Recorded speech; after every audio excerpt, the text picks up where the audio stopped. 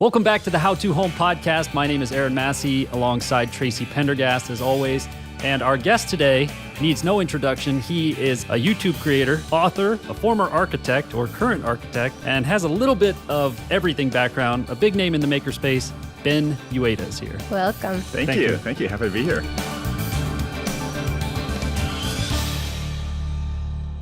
I'm glad that you're here. We have a ton of questions lined up. And why don't you, for people who maybe aren't familiar with your background, why don't you tell us a little bit about yourself and how you got into what it is that you do? Yeah, so started off in architecture. Actually on the academic side, I was a professor at Cornell University and I taught some of their first classes on sustainable design. So when I was studying architecture, that became the thing that I thought was the most interesting because when I was a student, there weren't any classes on green buildings, sustainability. There's a little bit on like solar, but you'd have to go to the engineering school to find it. So I became really passionate about that. And after leaving academia, started an architecture firm called Zero Energy Design. Loved it. We became, I think now we're listed consistently as one of like the 5 best sustainable design firms in the country. But the problem I immediately faced with architecture is that the more successful you get, the less accessible you get. And architecture is a service. And it's often a high-end service. And when I started looking like, we're doing these like really great like solar-powered homes with like all these green bells and whistles. Right. But a lot of them were like $3 million vacation homes. So the technology was really progressive, but you couldn't really make an argument that you're progressing any part of society that substantially. So that's actually what led me towards what I'm doing now, which is trying to figure out how do I design without clients. And that first started with a tech company called Free Green, where we said, well, what we want to do is like figure out a way to not charge people for design. Because the minute you make it a service and it's custom, it's too high end. We need like an off the rack solution. So we just started giving away free blueprints for affordable, ecologically conscious housing. And we sold advertisement right into the drawings. So most people don't know like what brand of insulation is in their homes. They might know like the countertop materials. They know, it's this kind of quartz or this kind of flooring or the appliances. But the most expensive parts of the home are often invisible. And what we did was actually just spec the brand names into the drawings that people would then download and give to their contractors. So yeah, so that was fun. Survived 2008. We did the whole tech route. This was like the second wave of .coms. Raised a bunch of money, thought we were so smart, we gave a PowerPoint presentation. People are throwing money at us, like we're geniuses. And then 2008 happens and you realize, we were just actually in a really great position during a nice little bubble. So sort of survived that and sold the company in 2014. And then that's what I started doing, what I'm doing now, which is thinking, well, even if you're designing really affordable houses to be built from scratch, it's not that accessible still because the financing for new construction is so different than buying an existing home. Banks see it as inherently more risky. So you could design a home that could be built for like $200,000. I always careful when I say numbers like that, because in California, people go, that's so cheap. And then you go to a different part of the country and they're like, that's ridiculous. Yeah. I want to shift towards something that was even more accessible than new home construction. And particularly what we saw was that even when we designed affordable homes, people had a hard time at the lower end of the market securing financing. And so that's when I started saying, well, you know what? The internet's moving towards video. I think people are only going to watch more video content. And perhaps that's going to be the way that I sort of share design ideas. And I'm going to even go take a step down from whole buildings and actually just start working on furniture projects and DIY projects around the house. You launched Homemade Modern in 2014. Is that around 2014? Around that. Yeah. It's hard to say because you don't really know what you you're doing never know. at first. Yeah, you put a video out and you're like, when does it become real? I don't know. Well, that's when people ask me, how long you been doing like the Mr. Fix-It thing? I don't know. 4-ish, 5 years? Either my whole life or the last few years. Yeah, I'm not quite sure. Exactly. But when did I start putting videos out? I don't know. Go back and look. Yeah. We've got some questions lined up from listeners that have sent us messages on social media. Great. We want to hear all about your background with Homemade Modern and your new shipping container project. You recently built a shipping container home here in the Joshua Tree Desert, which I really want to know how you decided to do that. But before we dive into all those questions, we just want to encourage you guys to get involved with the show. Please hit us up on our social media and leave us messages, comments, questions for the show. We would love to hear from you.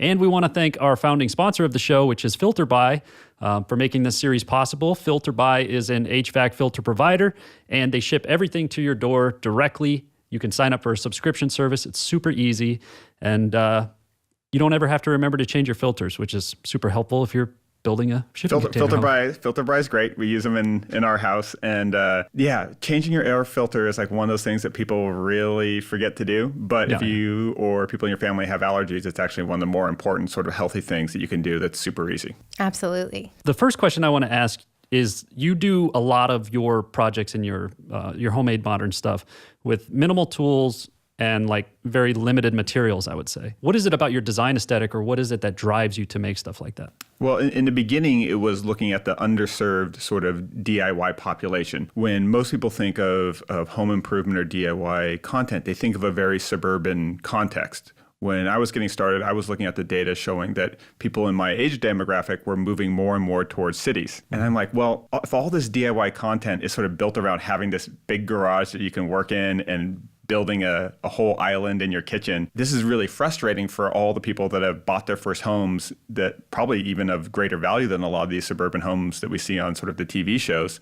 But they're doing it in a lot less square footage, and they don't have a garage. They don't have a Home Depot or big box retailer like right around the corner.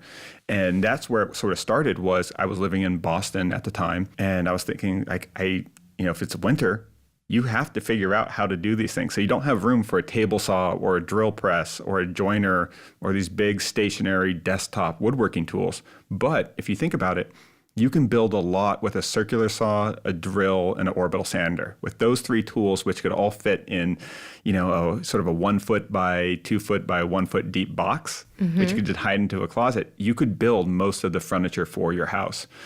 And so it sort of started by looking at that underserved market. And then from there, I just really sort of enjoyed how that fostered in accessibility.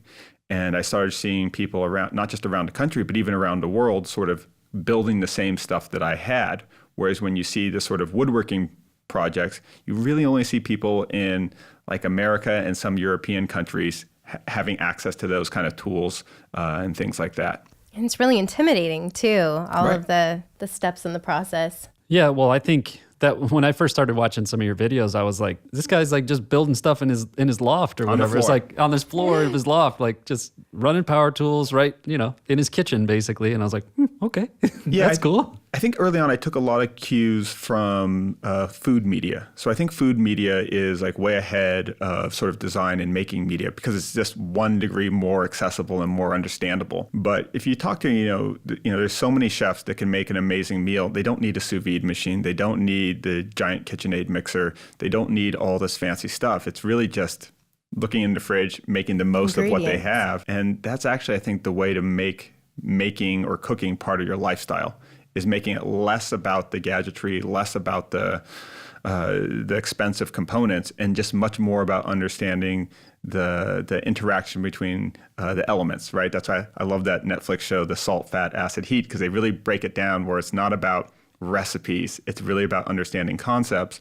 Once you do those, whether it's cooking or design and making, you can really just improv and make the most with whatever your situation is. What are your favorite materials to work with if you had to kind of break it down? Normally it's whatever I'm working on next or whatever is new. Like I'll always get really excited about the experimental part. Like with the container house, I got into welding a lot. It's more efficient to invest into one area, get all those tools out, and then do a whole run of projects within a similar vein until you kind of get sick of it and then switch to something else.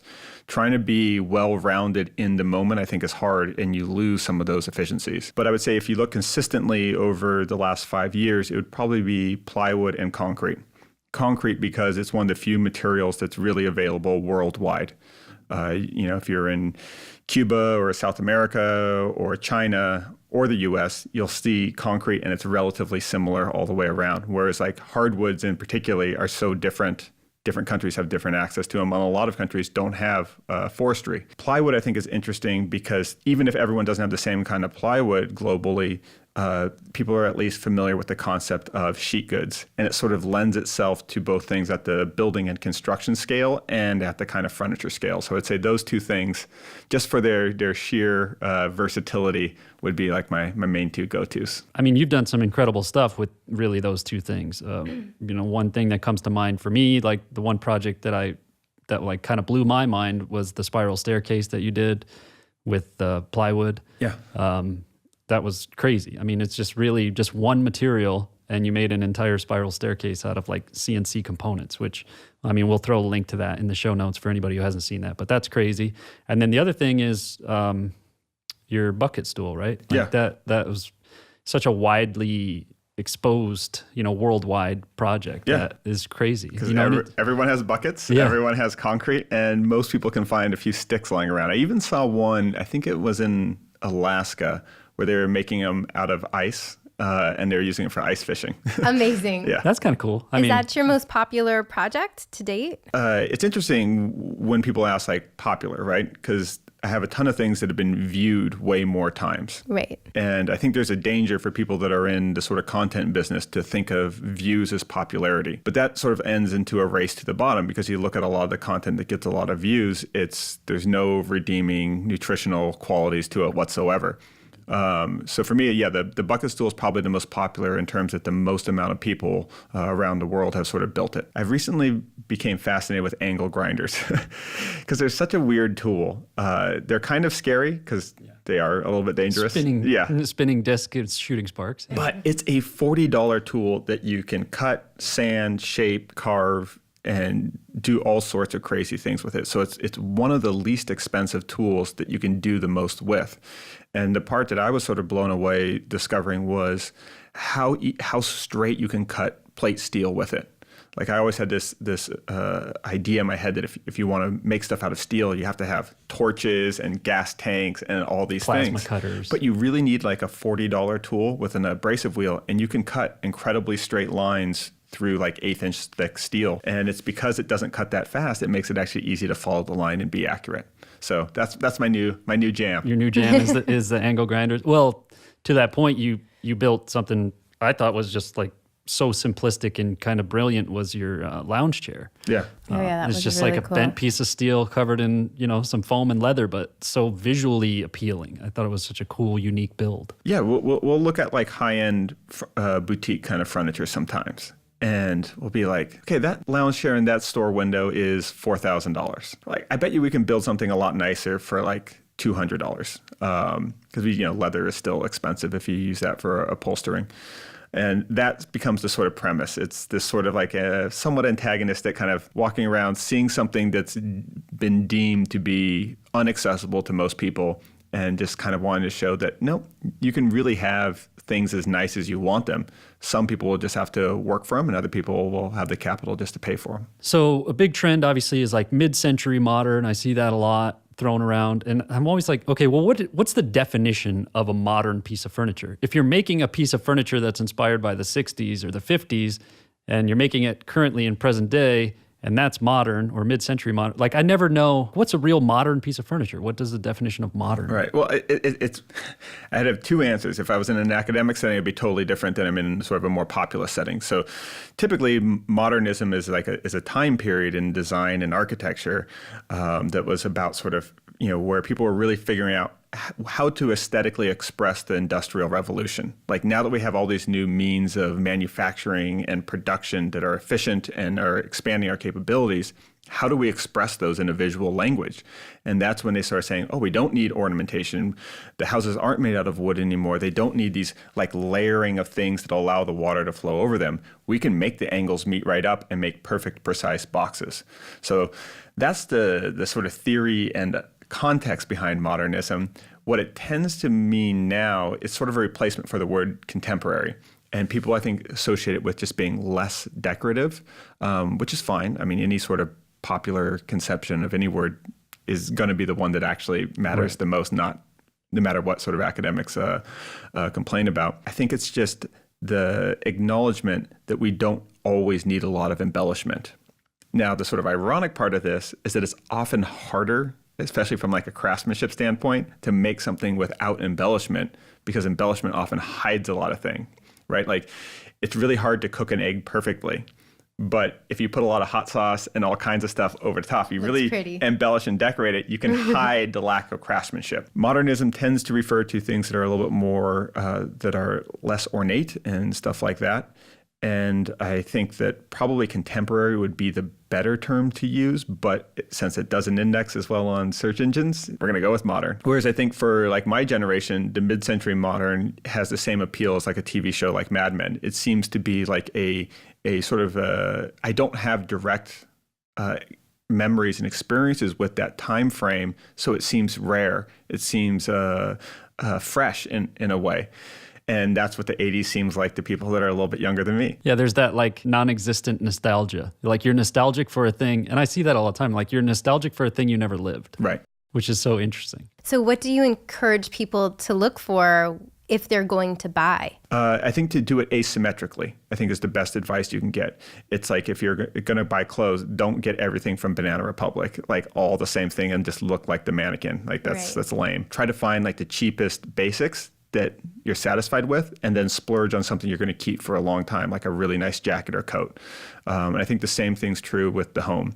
Pick a couple things that you're going to invest in that you're going to keep forever. What I don't want to do is ever buy like a cheap set of like a cheap knife set from Target, right? No, you don't want that. I'd much rather than have 8, mediocre knives, I'd rather get the really good chef's knife and use that for everything, and then add the paring knife. And so I'm only adding things that I'm going to keep for a really long time. And then I also get the joy of actually using really good stuff. And the price of the paring knives and the chef's knife is about commensurate with the 8-piece set that's all garbage. That's how I feel about tools too, to a degree. Like, there's a lot of tools you can get kind of, have that base layer of tools and then splurge on that one tool that's really going to either, make your job easier or make your, you're not going to buy it 16 times because you keep burning through it. You spend that money kind of the one time and you can invest in it. Yeah, but you can get a lot done with very basic level tools. Yeah, you don't need to be a completist for any one brand. No, you don't need to have Festool everything.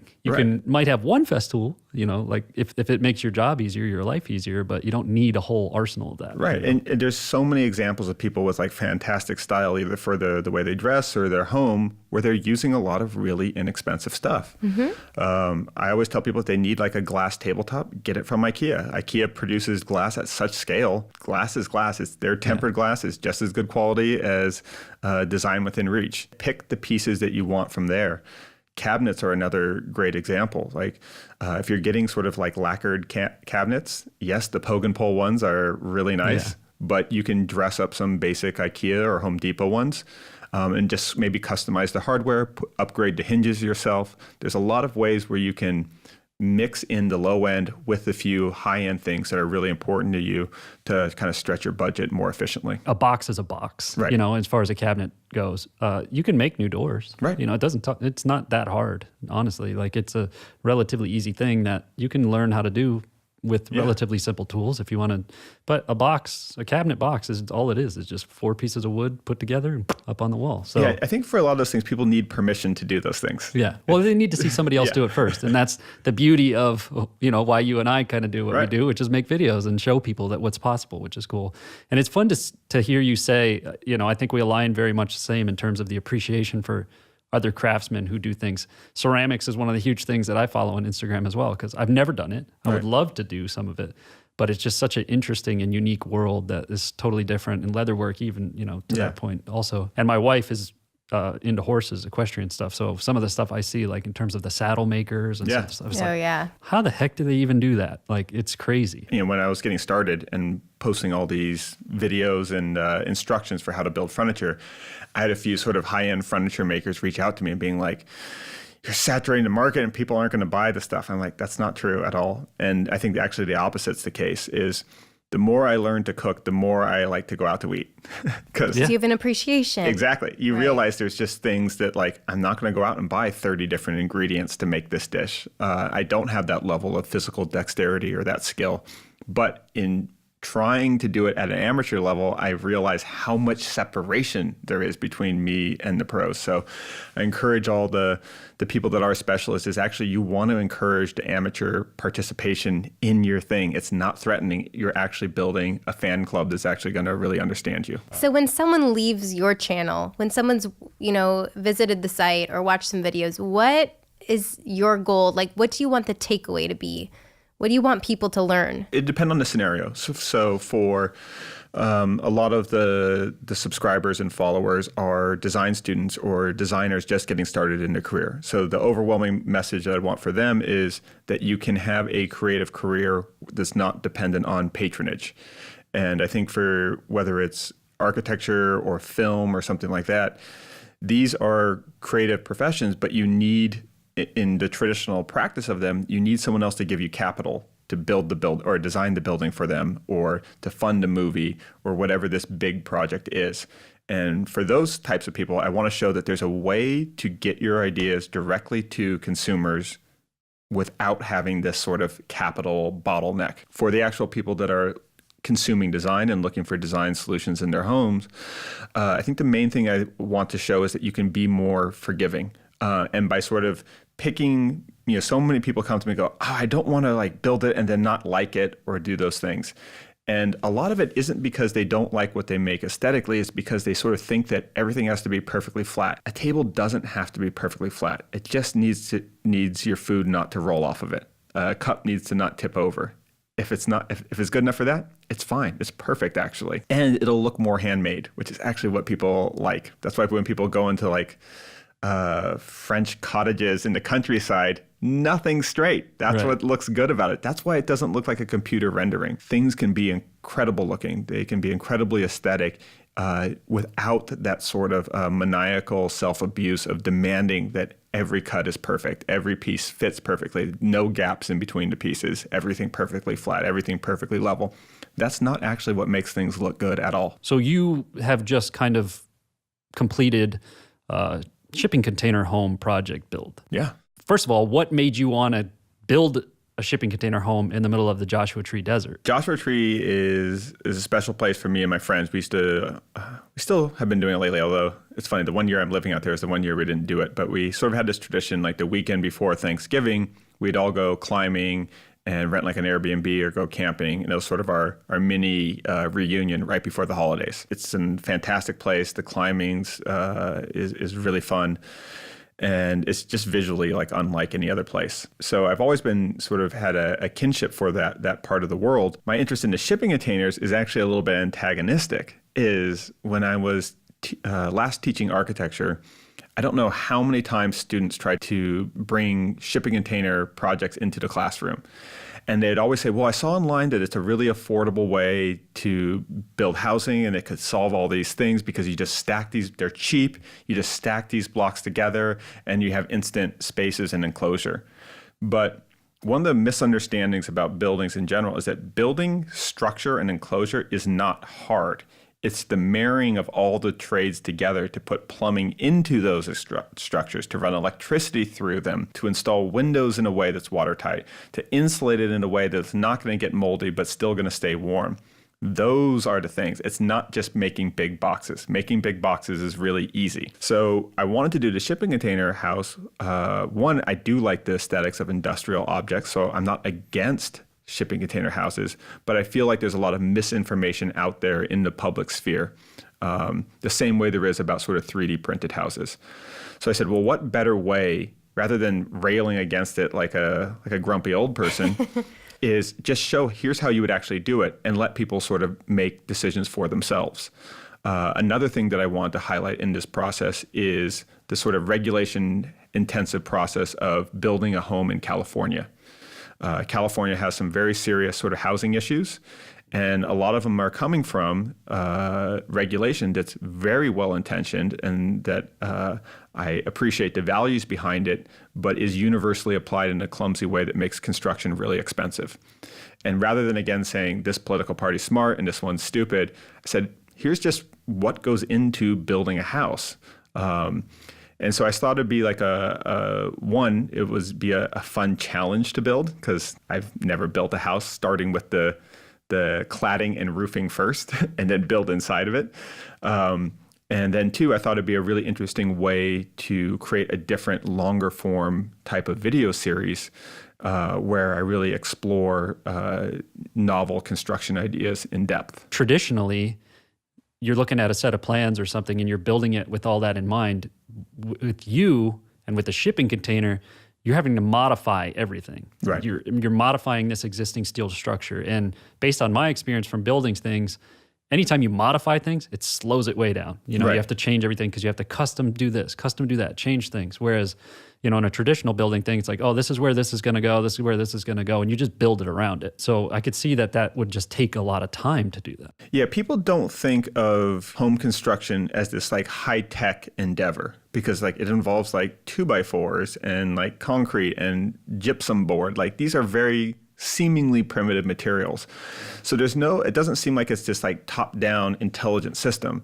But what it does have is like thousands and thousands of iterations of evolution to slowly improve how all these components come together. It's the biggest mistake architects make is that they think traditional construction methods are stupid and unelegant and beneath them, when actually it's not that any one person invented them as like an act of genius, but each little component, because it's such a competitive market, like being a home builder or a real estate developer is incredibly competitive, and they're always searching that advantage. So they're thoroughly testing new things, integrating them, the things that sort of work and make things more efficient survive and keep going. So the traditional methods of building a home are really smartly layered so that you can keep adding the next system. When you start with the exterior cladding, that means that even for running electrical or plumbing, it's like, oh, it takes a lot longer to drill a hole through steel, right, than it does through wood. Right. So if you have to run something through the sort of the flooring structure of a shipping container, if you're doing, and there's joists or beams every 16 inches, it's one thing to drill holes through sort of wood joists every 16 inches. I mean, that takes 20 seconds per hole. When you're doing it through steel, it might take 15 minutes. Right. And then you got to do, I have to do 20 more. So one person is spent all day doing something that in a traditional house would take half an hour. So there's a lot of things like that compound. And in developed countries like America, labor is often a bigger expense component than materials. Yeah. So you may think that you're getting this great deal because I spent $5,000 to get my siding, my roofing, and it's already pre-assembled. But if if that costs you another 200 hours of labor, you didn't save any money. So where do you see the future of home building going? All these fun ideas are being experimented with. Do you see a big shift happening? I see a lot of small shifts.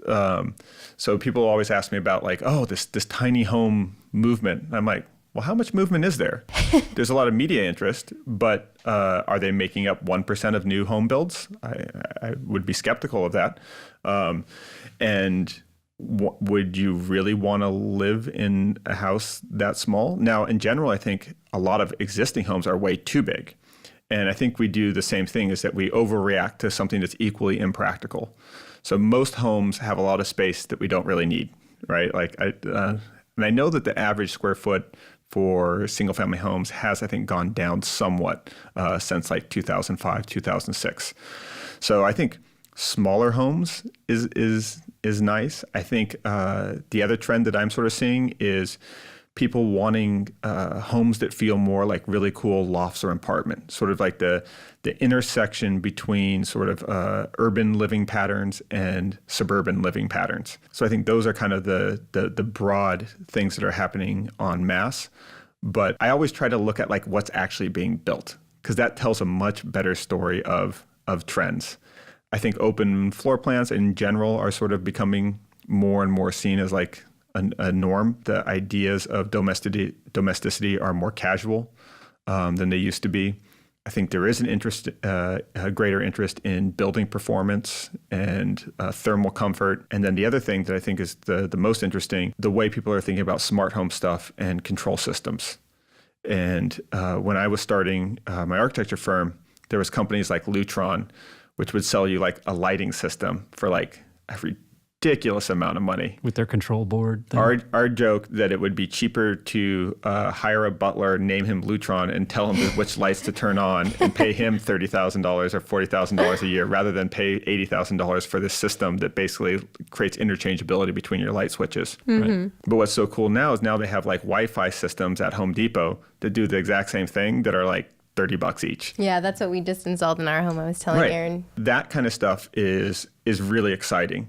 But even still, like there's still like a level of complication and that needs to be sort of worked out. It's like easier than it used to be, but it's not like as easy as using an iPad. So I think those are the areas that I think will be exciting. And we're seeing consumers that sort of are both either really interested in technology because they're kind of like gadget people, or just so sick of dealing with all these things that people are telling them are smart that are just making their life more difficult.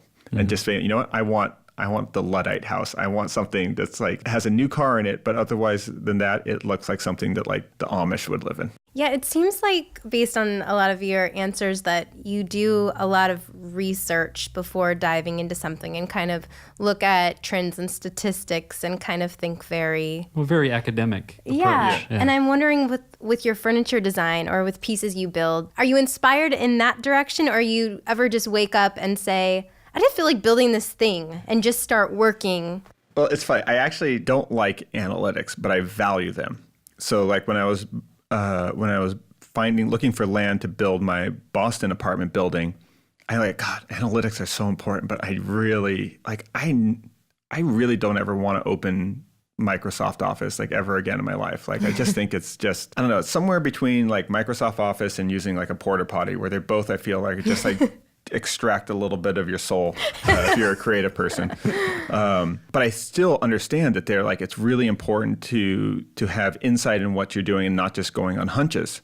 So what I would always try to do is what do I think is like the most interesting company that's doing a really good job of that? And how do I be like an analytical parasite on the back of them? So Whole Foods at the time was just so smart about figuring out which neighborhoods were on the rise. And so I would just had like every Google alert set for any time there was like even a hint that a new Whole Foods was coming into any area. And then whenever I get one of those, I immediately look for empty multifamily pieces of property that were within like half a mile of that. It's not me crunching the numbers and building out the spreadsheet to identify the neighborhood that's on the uptick, but it's me sort of saying, here's the people that are really good at it. I'll just watch what they do. They're going to do a better job than I'm going to do it on my own sort of amateur thing, and I'll piggyback along that. That's kind of how I'll do that. With design stuff or like furniture projects, I'll often look for things that I can misappropriate from like one area to another. So, from architecture, I've been on a lot of construction sites, and I'll see like sort of industrial scale I-beams. And I remember being in like a steel yard because we were working on some sort of details for a big building we were doing in Boston. And I was thinking, some of these I-beams are like kind of the right size for a bench or a coffee table. And I kind of thought they're going to be more rusty and gnarly, but some of them are like pretty smooth and the mill scale isn't bad on them. So I talked to the guy. I'm like, how would you finish this if you didn't want to paint it? And he's like, I just rub like paste wax in it. I'm like, all right, well, I'll take that 8-foot section. He's like, well, that's too heavy. I'm like, okay, I'll take a 5-foot section of that. He's like, cut it with the bandsaw. And so I ended up building, and it's in my Boston house, my coffee table out of just a single piece of I-beam. And so the inspiration was just sort of misappropriated from, one sort of level or scale of making, big industrial buildings to the home, and then I carved it up with that $40 angle grinder. So it was a really fun project. You only need a $40 tool, and that's it. The steel was pretty inexpensive relative to how massive it was, and it's like one of those pieces that people always really like. That's like it's an indestructible coffee table, like a conversation piece. Yeah, you can put your feet on it. We've used it actually as a mini anvil for hammering out a few things flat. It's great for when you want to punch holes in leather, so it tends to just be sort of looking at to where there's value in things that aren't directly within the sort of traditional practice of what I'm doing, in this case, furniture building, and just looking at things that are right next to it that could be misappropriated and brought over. So like, where are people doing research and adding value into something without the intention of it ever being furniture? And then how do I pull from that? I think is where I get most of the ideas. So we got a bunch of questions in from some of our listeners and my fans mom and stuff. found you. Yeah, your mom sent in a laundry list of questions. First one was, why don't you call Yes. more often? But yeah, if you don't mind, we'll just dive into a couple social media questions. How long did it take to cut all of the plywood pieces for the spiral stair project? Well, it was done with a CNC machine. So it's not, and you only have to set up the file once and then it just repeats. So it's the same cut made over and over and over again. So it was probably about 30 hours of CNC time, which is a lot, but you can load up and you can double stack the material. So it's cutting out 2 layers of plywood at a time. So for each of those hours of machine time, you only need about 5 to 10 minutes of human interface to do it. And we were doing it on a hobby-sized machine. If we were doing it, we did it on the X-Carve by Inventables, which is a $1,200 entry-level machine. If you do it on a big industrial machine, it really wouldn't take that long at all. This question came in from Steven on Instagram asking, are there any differences in insulating a shipping container home compared to a traditional home? Yes and no. The only part that's really different is if you have to insulate in between the floor beams, right? So even within wood construction, there's thermal conductivity between the structural members. So a 2x4 in a normal house, wood isn't that conductive of heat as energy as, say, steel is, but it still is more conductive than the insulation. So that if you do a thermal scan of any building, you can actually see, the sort of predator style like heat things, you'll see the studs are. Now, with a shipping container house, because the floor joists are steel, that's exaggerated even more. So what we did was we insulated in between those steel beams, but that insulation honestly isn't doing that much. It's just creating a little bit, it's reducing the air infiltration just through volume. But we did continuous insulation above the existing plywood on the floor of the shipping container. And then we did insulation on top from the metal in. The good news is in a place like Joshua Tree, even though people think of it as really extreme, the temperature difference between inside and outside isn't that great, right? You want it to be about 68 to 70 degrees inside, and it might be 105 degrees outside.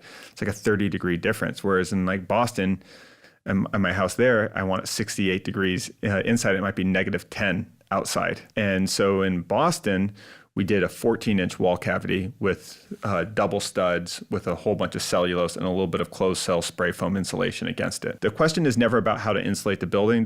The question is how to insulate for that structural type within that particular climate. What type of child were you? Were you building things or taking things apart when you were young? I was. I don't know if that was from any inherent individual characteristic, but I think I actually think it came mostly from books.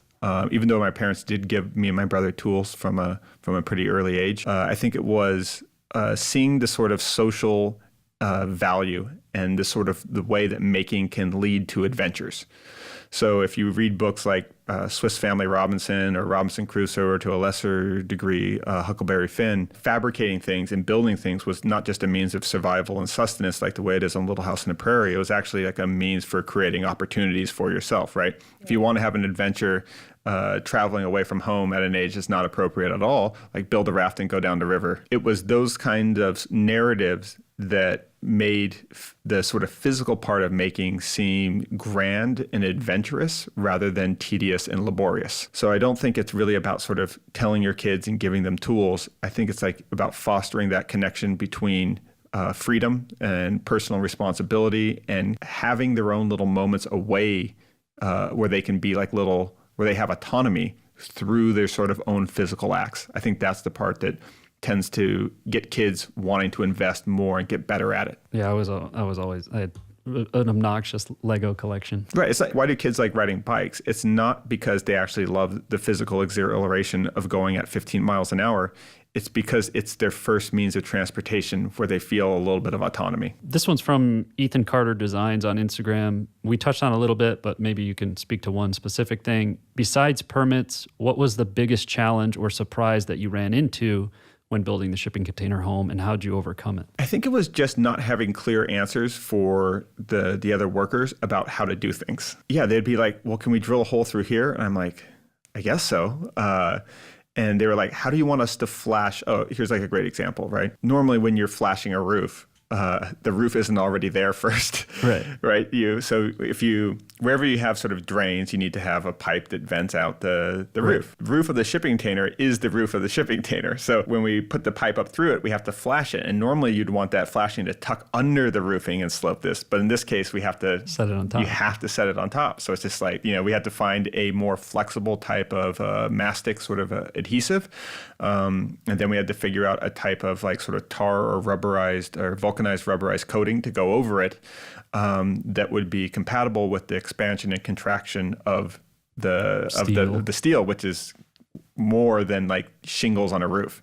So because these pieces are sort of monolithic, the roof is all one piece, which is incredibly rare. I mean, some commercial buildings have roofing membranes, but they're not tacked down all the way. So if they shrink or expand under the sun, it's not a big deal. There's room to move.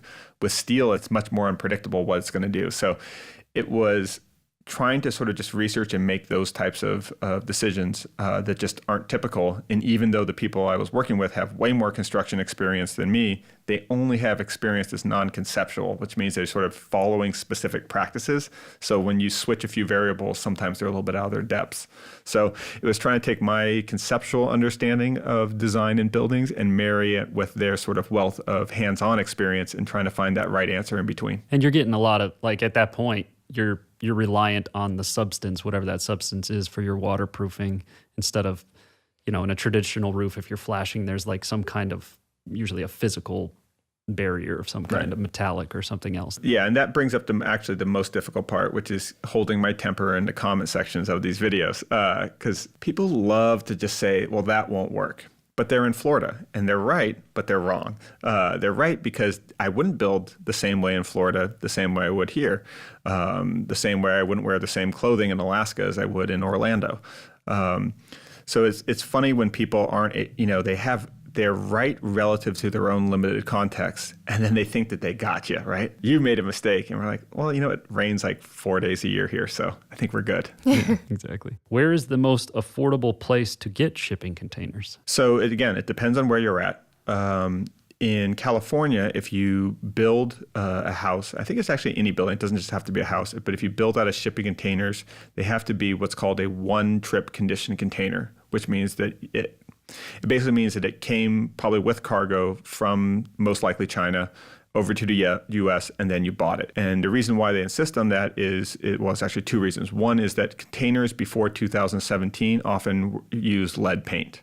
And then they passed a regulation in 2017 that sort of eliminated that. There still might be some zinc in the paint, and zinc poisoning is also something, but it's not. It meets the sort of, I can't remember the agency's standard for acceptable levels, though, of other things. So when it comes to like buying containers, you can go onto Craigslist and find, a 40-foot container for maybe $500, $800. If you're buying them the one-trip condition, that same containers could be more like, $3,500 to $5,000, depending on if you get a high bay or stuff. But the cheapest place to get one-trip containers in Southern California is called containerdiscounts.com.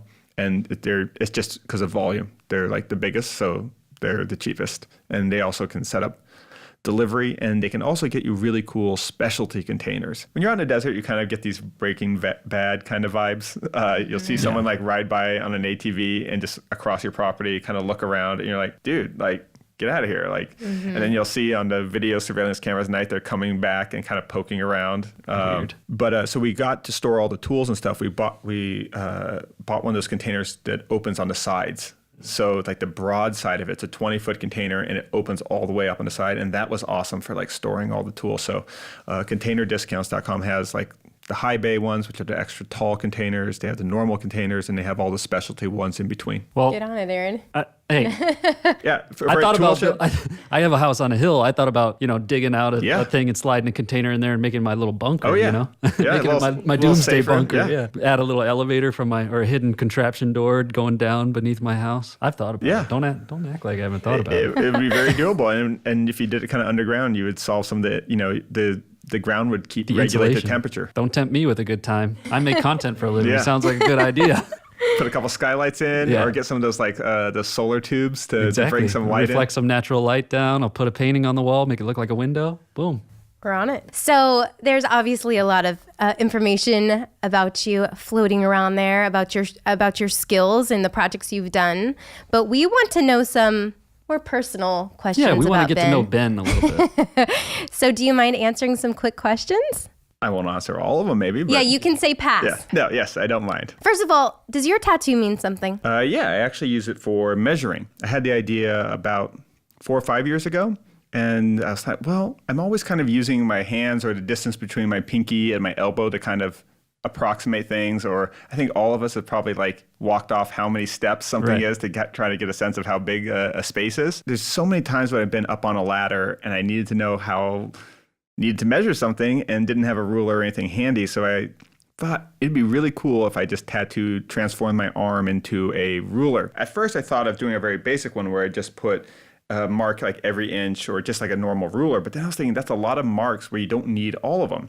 I really just need the single inch increments, like 1 inch or 5 inches or 7 inches. And then I just need something to do fractions. So I made these bands, which are 1/2 inch, 1/4 inch, and 1/8 of an inch thick. And then between different spaces between these different lines, I can do all the single inch increments. What job would you be terrible at? The jobs that'd be terrible are the ones that require more Microsoft Office and less Adobe Creative Suite. Like there's some sort of scale in there somewhere. Right. I'm like better at these ones, worse at these ones. What's your favorite piece of clothing? Probably like Vans. They're like my go-to shop shoes. They're inexpensive and they feel disposable, but they're still like relatively comfortable for standing for long periods of time. I don't feel bad if I get paint on them or anything like that. The other thing that I always sort of noticed when I was traveling in Japan is their kind of construction workwear versus in the US. So in the US, everything's like heavy, bulky, and protective. Over there, everything is like, it's like they're got like in between scrubs and a ninja outfit. And what they want is stuff very form-fitting so no one knocks over anything and no one scuffs anything. So they're very protective of the environment as they go through it. For someone that's, working in, for a long time was working in more of an apartment or an indoor setting, not in a concrete floored shop. I've always liked Vans as footwear because they're not clunky. I'm not going to accidentally kick and mar something with a giant construction boot. What skill would you like to master? Ceramics, working with clay, not so much like the potter's wheel or anything like that, but I think just getting a command of how to work with clay, how to fire it and things like that. In particular, I think there's a lot of ways where you could take very basic level 3D printing, print really complex types of geometry. The problem that people don't like about 3D printing is the material quality is very plasticky, but then use that to mold and shape the ceramics, which you then fire into something that has an outstanding material quality. What about favorite TV show? It depends. I would say like my favorite show isn't on TV. My favorite show is Primitive Technologies, which is a YouTube channel. And I think it's the most, I've watched that. Yeah, it's the most brilliant thing, I think, on video because it's so unartificial, but is yet so thoroughly captivating. There's no voiceover, there's no talking, but it's amazing how much you learn from it. And it's basically this guy walks out into the woods and just starts building civilization. And he's kind of like up to, I think, like the crude Iron Age now, like smelting rocks and stuff like that. So I think that is just like something I really appreciate. In general, though, I think like this is such a great age of like there's so many interesting documentaries out there. Free Solo being the one that just won the Academy Award is just like such an incredible piece of filmmaking, an amazing story, suspenseful, really scary, Slightly stupid. Yeah, just insane.